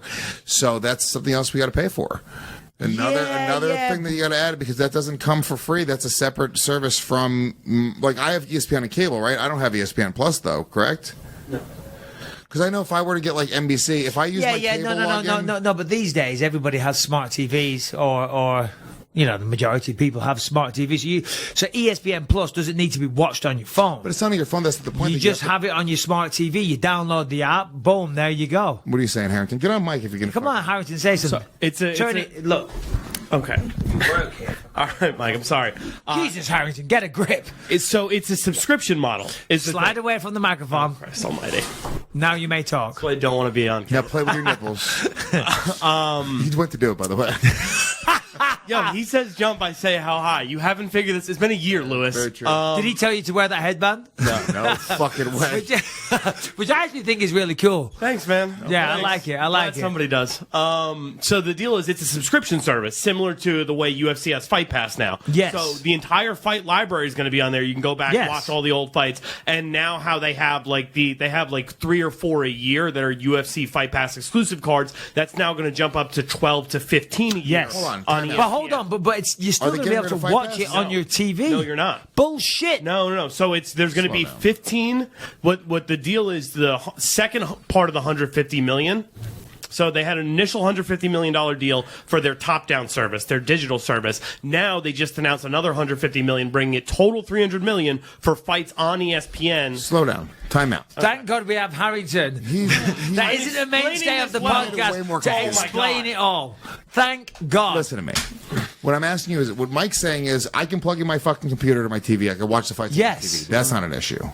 No, it is. For the other 12 fights a year, you have to pay an extra $10 a month. Oh, yeah. No, exactly. Harrington, please, exactly. For the ESPN Plus, you can watch that on your TV. Yes. But the other fights, you're going to have ESPN or ESPN 2, whichever one. Yes. Yeah, no, for sure. Exactly. But what I'm asking is, are they getting rid of Fight Pass because of this ESPN No, they're Plus not getting deal? rid of Fight Pass. So they're not doing Fight Pass cards anymore? No more Fight Pass cards. But now I have to pay for Fight Pass and ESPN Plus. No, because you're going to get the entire library of Fight Pass on ESPN Plus. But Fight Pass, nobody wants to be. No. You're right. For an MMA fan, you aren't necessarily going to need both. But this gives UFC Fight Pass a chance to do a pivot, and they're going to pivot into something else. I'm not original programming. Yeah, maybe, yeah, exactly. I'm not gonna. I had a chat with someone, so I'm not gonna spill any beans because it's not my place to do that. But yeah.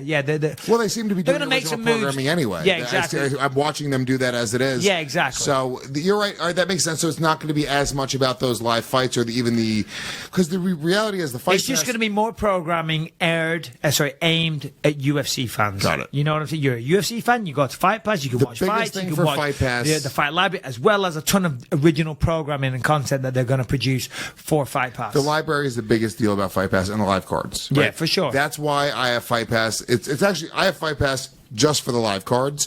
Then once in a while, I'll want to go watch an archive fight, something that I really want to. For me, there's too many new fights. For me to go back and watch archive fights, it's crazy. For me as an analyst, so for example, this weekend I had, I've got to watch fights. Back in the day, we used to get emails from them, and you got all these zip files. You can unzip them and all that. That's a whole fucking issue for me because I'm a moron. But then you got to download them and then you watch them. Now you just go Fight Pass, boom, they're all on there, Nice all and on easy. there. Yeah, nice and easy. So, but now ESPN Plus will have the same exact service as Fight Pass, except for the original programming on Fight Pass. Not good for Fight Pass. Yeah. You know, great. At the end of the day, it's in my opinion, a shame for Fox. It's a shame for me because I like working at Fox. I just got my feet under the table. Do you know what I mean? I just got my feet under the table. I know everyone. I'm having martinis with the director. No, you need to stop giving them credit. You need to start kissing ass for the ESPN people now I'm going to go to ESPN, start all over again. They're going to be like, oh, this Bisping, he's a bit of a dick. You know, I got to kiss ass. Yeah. I got to fucking try and get my feet under the table. Chael Sonnen and Ariel Helwani are already way ahead of me. Oh, they're over at ESPN already. Yeah. They might be like, we don't like the way this guy's eyes looks. Let's get rid of him. You know, I don't like his stupid accent. You know, they're not gonna hear you. His sense of humor sucks. I'm like, fuck. Every day, fuck. it's like, can we just go back to Fox, please? They love me over there. Fox had no problem with Michael Bisping shutting down camera 6. He's like, no, I don't like that camera. That's going off. Exactly. But I guess if it is a bigger platform, which it is, then, you know, it's just progression. I was hoping it would partly be on ESPN, partly on Fox, switch it up over multiple networks like a lot of the big sports do. Yeah. But, there we go. Should we do some questions? This is it. Let's do some questions. Thanks so much, guys, for joining the conversation. If you want to ask us some questions, you can shoot us an email at bym@gasdigitalnetwork.com. That is bym@gasdigitalnetwork.com. Also, I'll tell you right now, the latest episode is always available on YouTube as well. So go subscribe to Believe You Me on YouTube. It is youtube.com/BelieveYouMe or podcast. Believe You Me podcast. It's youtube.com/BelieveYouMe podcast. And take a moment to go to our subreddit, reddit.com/r/BelieveYouMe. We love the fans engaging, and we try to engage as much as possible. Bisping, I saw you posting in the subreddit as well. Occasionally, I do. I do go to the subreddit, Reddit, and I do. Just read nasty comments about yourself. I read nasty comments. I scour the pages for good comments because I'm an egomaniac. I'm like, come on. Ooh, yeah. Hey, look. No, it's fun. I mean, you know, you do your morning regime. I get out of bed, you put the news on, you drink your coffee, you look at Instagram, you do your Facebook. And you search your name on Reddit. And then you go, fuck, all right, well, I guess I'll look at what these losers on Reddit are saying. Yeah. You're not a loser, by the way. No, they're engaged, which is it's great. It's great. Those message boards are the best, and I'll tell you why. The underground, Reddit. No, the underground are fucking assholes. No, can I tell you why? No, they're not. They're a bunch of fucking kids. Okay. Even Callum has moved on from the underground because of the negativity. A lot of negativity, a lot of con and nut riding, and that's it. There's obviously some level-headed people on there, and so my apologies. I'm not tarring you with that brush. There's a lot of fucking morons out there that disrespect fighters completely. They have no idea what it takes to step in there. No. The sacrifice we make, the injuries we take, you know, the punishment to our bodies, and they just sit there in the fucking mum's basement jerking off to fucking shitty porn and judging us. So kiss my ass, all you little fucking assholes on there. I think you're talking directly to me. I'm not. Well, no. Did you not stare at me while you say this? I'm looking at you simply because I'm in a room with you. But on that note, let's move on. Do some questions. Yeah, let's do it. I was saying that. Can't we just do the questions? I've got a driver waiting for me outside in a stretch limousine. Stretch? No. No, I'm joking. I don't know. Maybe. All right, let's get some questions. Should I text him and say, "Are you in a stretch limousine?" I'll text him. He'll be like, "Wow, this guy's a fucking loser." Here we go. Let's go. Ready? This is from Scott Luther. He says, "Did you guys see Rogan?" Or did you guys see GSP on the Joe Rogan podcast? I thought he was quite complimentary of Mike. I've been on the fence about George as a person, but I liked him a whole lot after watching this. It was nice to see George comment on Mike's power and praise his fighting in reflection of their fight. He seemed very genuine in his comments and his positivity about Bisping as a fighter. And for me, as a lifelong Bisping fan, I took a lot of satisfaction in the things he had to say. Many fighters could have been right dick and try to talk themselves up, but George was a real ass dude in this situation, and he didn't need to be. Love the show. Yep. Hope Lewis gets some stand up online for us scumbags outside of the U.S. to see. Scotty, that was a very long. I thought there was more to that question. Yeah, I got it though. I got it. He just basically saying, "Did you see the nice things that he said?" And what are my thoughts? I'll summarize. I didn't watch all of the episode. You know, the Joe Rogan podcast is very, very popular, but it's also very, very long. It can be like 3.5 hours, you know. But I did see some bits. I saw some highlights, and I did see him saying some nice things. And George, thank you very much. Listen, I never had any personal issue with George. I like George. I was just having fun. I was having fun building a fight, talking shit, being comical. You know, there was nothing ever particularly insulting that I said. I just diminished his fighting ability and had a little fun with him. That's what you do. He said some nice things. It was a pleasure sharing the octagon with George. You know, it was an honor. He's a legend. Didn't go my way. Congrats to him. Okay, I was injured, but whatever. Just had to get that in there. But no, listen, George is the man, and God bless him. That's not a condescending God bless. That's a legitimate God bless. Right. And and by the way, I said last week I was going to do the Joe Rogan podcast, and funnily enough, GSP was on instead of me. So not only is he choking me out, taking my belt, and stealing my part on on the Joe Rogan podcast, but we had a scheduling conflict. We made a Everything mistake. you worked for, man. Everything I've did to this moment. That little fucking He weird comes in, just alien steps in. takes it.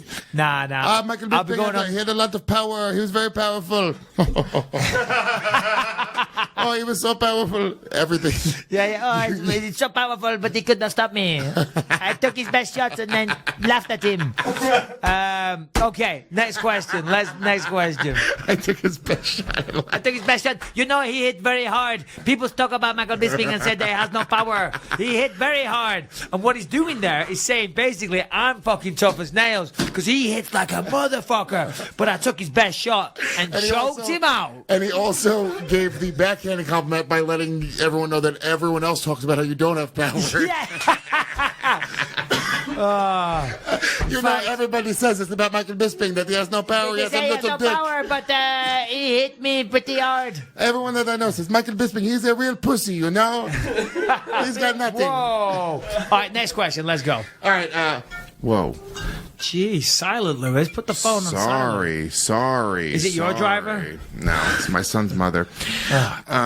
She's driving me crazy. Hey, come on, She's guys. just driving me crazy. All right, this is from okay. Dylan Aberhart. With Craig White's failure in his recent match against Neil Magny, I would like to ask Mike, being a former Cage Warriors champion, what is the step up between small promotion and the big time like? I presume the money is drastically different, but what else changes? Does your camp become reformed? Is it weird going from fighting main events and perhaps moving to the prelims into the UFC?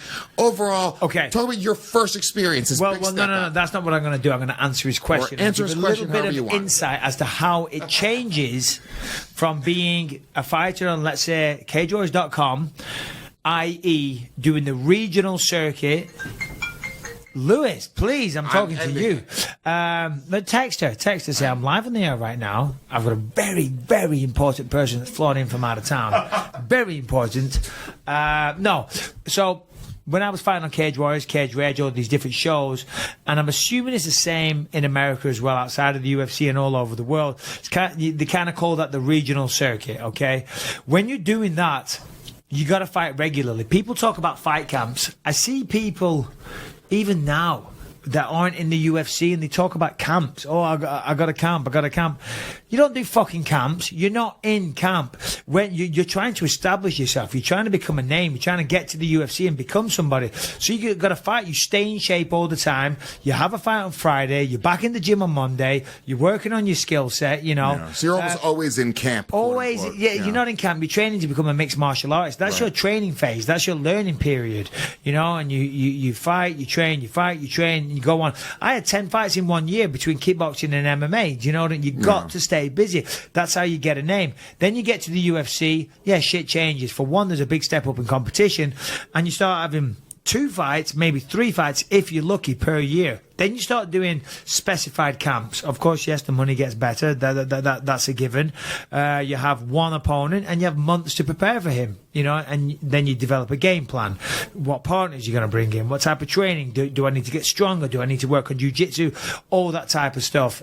Craig White stepped up short notice from Cage Warriors to the UFC, taking on Neil Magny at the weekend. Brave move by Craig White, you know, because that is a big step up in competition. You're going right into the lion's den, hornet's nest, so to speak. But, you know, unfortunately didn't go his way. But I think he'll get another shot in the UFC. The fact that he saved the day at the short notice, he should, in my opinion.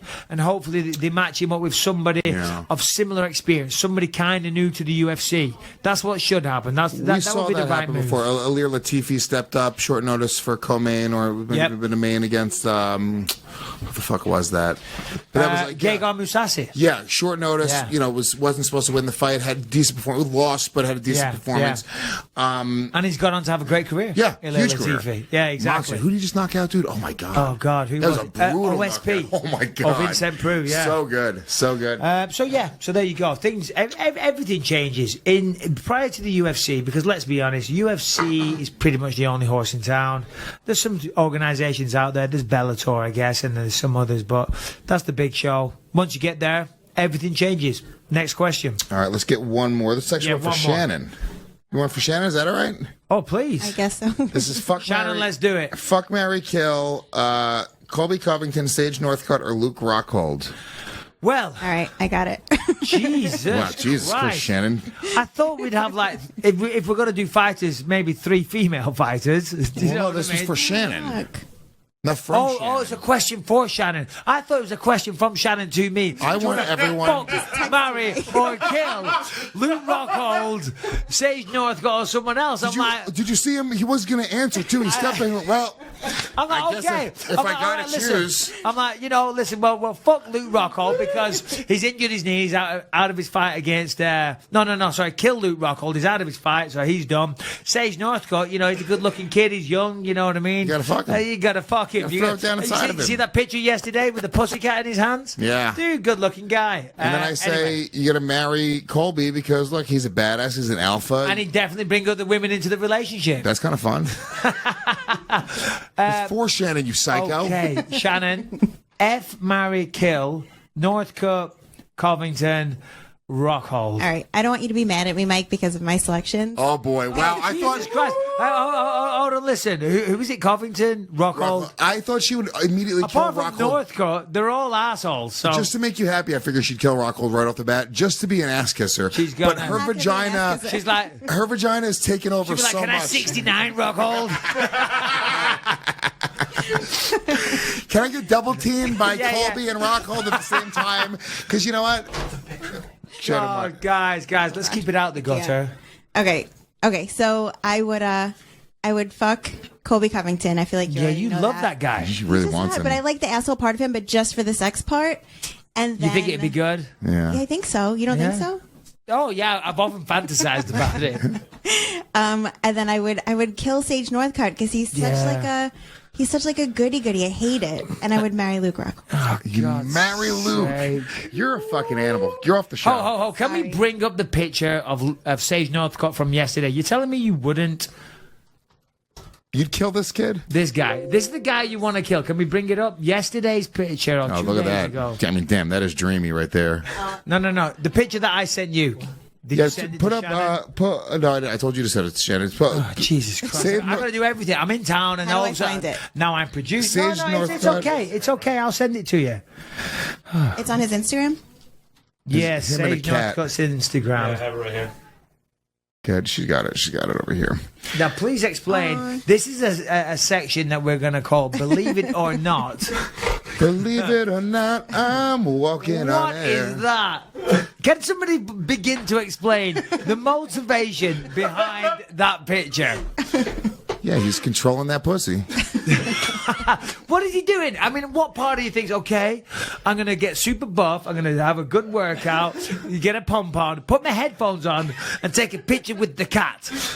And you're then about to play Fortnite after the fight's over. Yeah, and then not reference the cat at all. Talk about video games. It's like, nothing to see here. I'm just holding my cat like a machine gun. See, don't you want to kill him? The computer Definitely want to fucking get. I want to stomp in his face. Wow. The computer's not even working. It's having a software He's update. offline. It's having a software. Yeah, no. He's having a software update. He's like, what can I do to kill time? Come here. He's just chased that cat around the room for half an hour. Maybe he You trains little like fucker. he trains like Rocky. He's trying to catch a cat. There I you don't know. go. He's got a sweat. His body's rocking though. No, his But body's that's ridiculous. almost too much. That's what I look like, Lewis, with my shirt off. I saw you with your shirt off today, Michael Bisping. Okay. Shannon, is that too muscly for you? No, it's a little too I need Chiseled. a little more body fat. Yeah, Yeah. I like big and solid, not necessarily ripped so much. I feel like you're describing me perfectly. Let's see, Mike. Fuck, marry, kill, me, Harrington, or Bisping. I could also answer that really quickly. Go. I would. I'm sorry, Mike. I would kill Harrington. Obviously. Oh, okay. Well, why is it And so then- to me? Fuck Lewis, marry Bisping. Yeah, There you would. go. There you go. I'd be smashing your wife. You see that? How does that feel? Who's a real alpha now, motherfucker? Oh, that's brilliant. And I think on that note, we're done. This is it. Thanks, guys, for listening. Believe you me, go to YouTube, go subscribe on iTunes, leave us a 5-star ranking, positive review. We love you guys for listening. Tell some friends about it. Yeah, absolutely. Please do. We're growing all the time. Thank you very much for listening and tuning in. All that good stuff. See you next week.